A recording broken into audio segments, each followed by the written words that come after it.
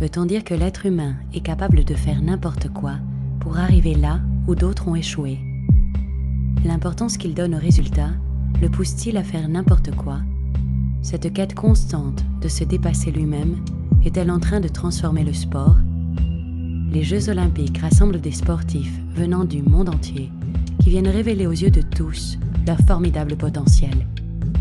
Ces Jeux Olympiques de 2008 seront-ils l'occasion de voir la naissance d'une nouvelle génération d'athlètes? Le super athlète transgénique. Un effort pour se hisser au-delà de ses propres limites. L'athlète est conduit à tirer parti de n'importe quel moyen pour se dépasser lui-même. Comment faire pour dépasser les frontières de la génétique?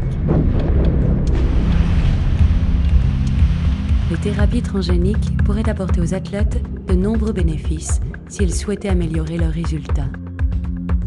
Obtenir une oxygénation plus importante, une meilleure résistance physique et une vitesse plus performante, tout ceci n'est réalisable qu'en opérant des modifications sur les cellules des sportifs. Pour modifier une cellule, on a besoin d'un médium capable de lui transmettre de nouvelles instructions sans la détériorer.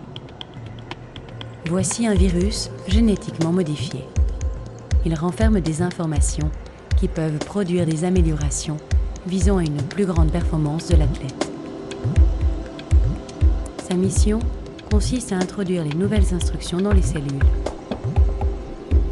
La tentation de la thérapie transgénique peut sembler irrésistible aux athlètes les plus ambitieux, d'autant qu'ils savent bien qu'avec les méthodes actuelles, ce nouveau type de dopage est impossible à détecter.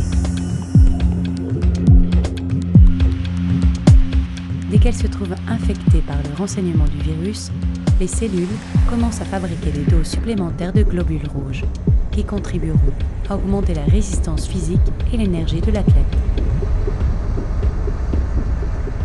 Néanmoins, se soumettre à cette expérience laisse craindre certains risques, tels que arrêt cardiaque, infarctus cérébraux, problèmes coronaires ou encore cancer.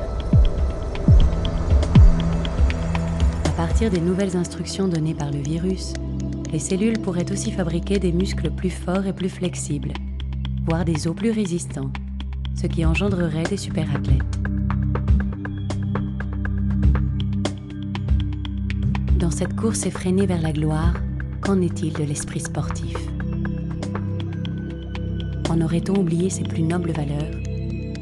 L'effort rend bien des satisfactions.